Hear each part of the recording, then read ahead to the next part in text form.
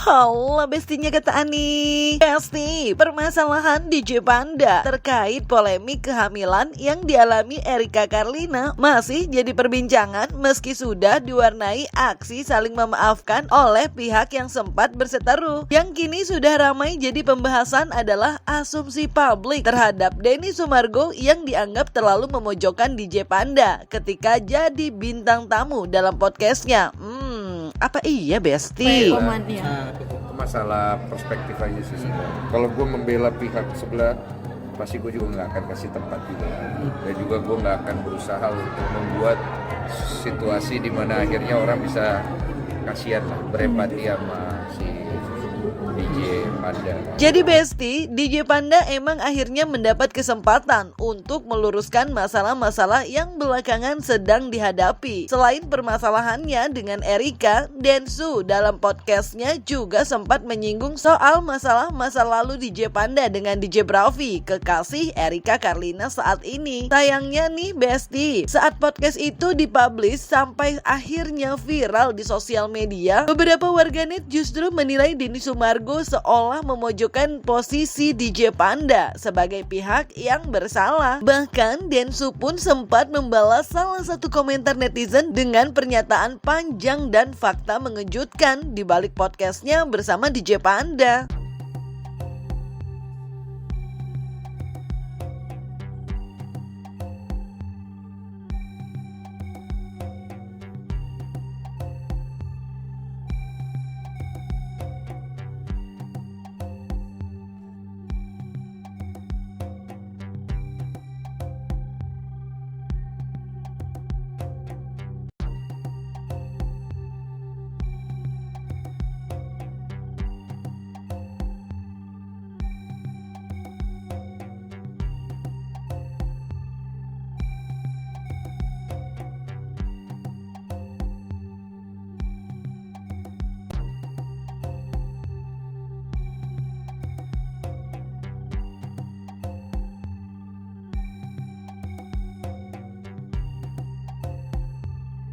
Nah, kebaca kan Besti? Buat kalian yang gak nyimak sampai akhir, intinya tuh Denny Sumargo bilang kalau podcast yang tayang itu adalah podcast keduanya bareng DJ Panda. Di podcast yang pertama, Densu beranggapan kalau DJ Panda masih terkesan gak terbuka dan menutupi sesuatu sehingga dianggap tak akan bisa meredakan masalah yang ada. Makanya nih Besti, Densu bilang kalau dia dan DJ Panda akhirnya sepakat untuk membuat podcast lagi setelahnya dengan harapan DJ Panda bisa lebih mendapat empati publik dengan pernyataan-pernyataan yang dilontarkan. Gitu cenah Besti. Gitu. Jadi kan off the recordnya kan nggak mungkin gue sampaikan. Apalagi namanya saklek-saklek gitu lah. Nggak baik.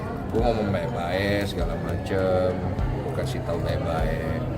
Jadi akhirnya gue lihat udah kayaknya hancur nih kalau misalnya podcast ini ditayangkan. Habis nih orang gitu. Jadi akhirnya gue panggil ngobrol baik-baik, tanya dengerin kenapa sebenarnya masalahnya, lu mau selesai gimana gitu. Baru podcast dia ya. Karena kan nggak mau kalau misalnya posting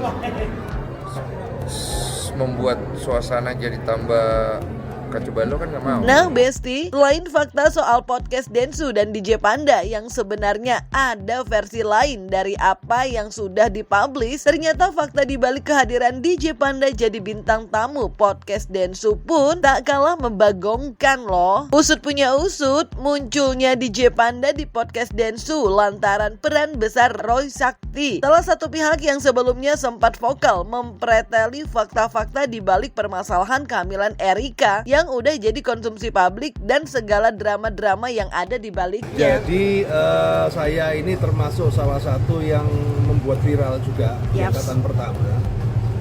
Ya karena tanggung jawab ya, karena kan saya kan penggemarnya si Brevi sama gengnya. Kita kan penonton setia Marparton itu ya. Ketika ada gerakan untuk adu circle kok merasa tertantang.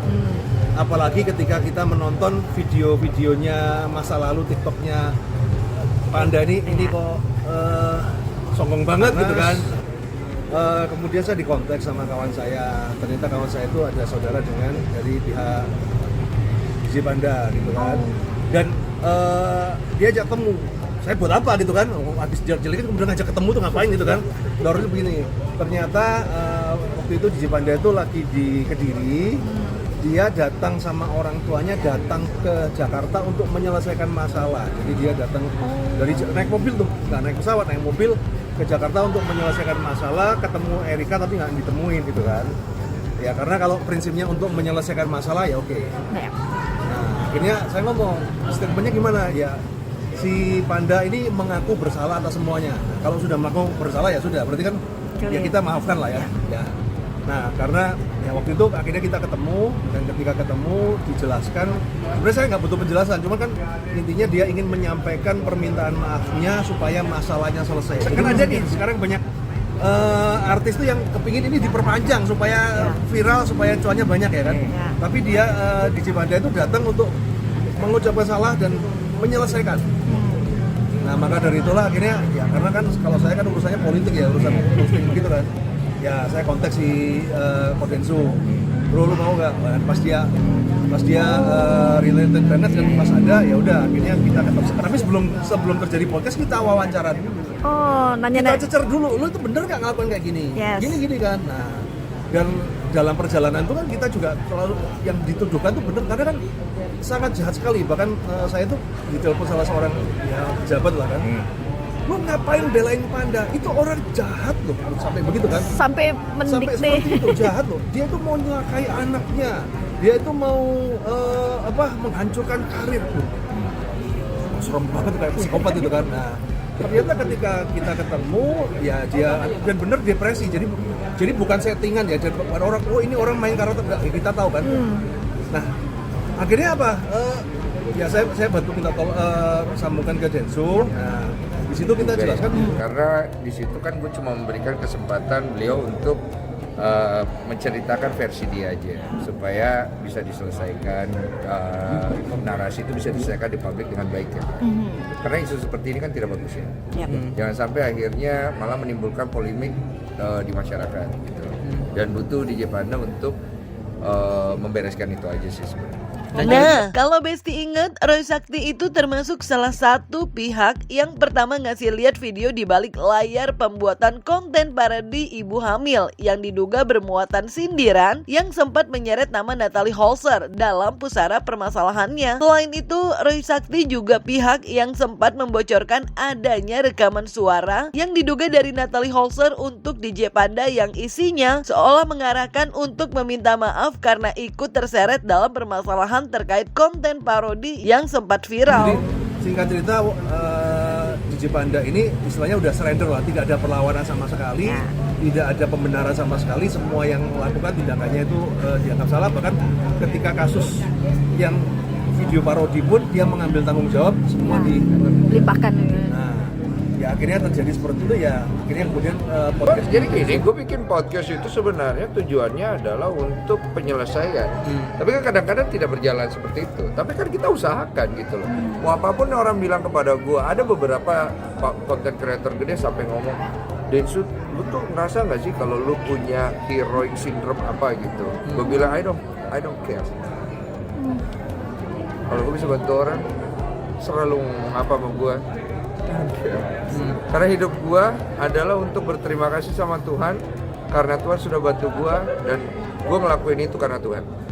Gua nggak terlalu sibuk dengan ini status jubah. Gua sibuk dengan hati gua karena gua pengen bantu orang. Cuman gua belajar membantu orang, jangan sampai akhirnya gua malah kena masalah lebih jauh. Tapi ya Besti, meski awalnya Denny Sumargo sempat dianggap memojokkan, namun pada kenyataannya tak sedikit pula warganet yang akhirnya berbalik menaruh simpati terhadap DJ Panda berkat segala statementnya yang diutarakan waktu ngobrol bareng Denny Sumargo di podcastnya. Perubahan positif netizen yang awalnya menghujat jadi memberi simpati pada DJ Panda pun secara bijak oleh Denny Sumargo dan Roy Sakti, dua orang yang punya peran besar di balik adanya gerakan netizen yang memberi dukungan moral terhadap DJ Panda terkait masalahnya yang kini sedang dialaminya. Tapi tetap sih menurut gue orang akan punya perspektif dia masing-masing dan gue nggak mau terlalu banyak membicarakan ini lagi. Sini mungkin terakhir ya gitu. Karena gue jadi kesannya juga terlalu lebay juga ya kalau ngomongnya gitu sih. Kok pada Kalau tanya saya ya, kalau tanya pendapat pribadi saya, dua-duanya salah, dua-duanya harus belajar membereskan. Gue sih bukan di pihak boykot memboykot, karena gue adalah orang yang pernah diboykot, jadi nggak mungkin gue di pihak boykot memboykot. Tapi kalau misalnya memang orang yang nggak mau berubah dan memang orang ini memang bermasalah ya, silakan netizen bereskan saja gitu. Saya juga nggak mau bantu. Anda artinya semua mungkin Dan gini ya, gimana? Panda ini tidak berniat untuk memperpanjang ini. Karena kalau dia mau riding the wave, pasti dia terima semua podcast. Ya, buktinya begitu selesai di Densus stop, dia nggak ada podcast apa-apa lagi kan. Artinya dia memang ya dia ingin masalah ini selesai. Ya harusnya itu ending. Harapannya Coba waktu itu saya bawa ke tempat lain malah tambah amburadul tuh.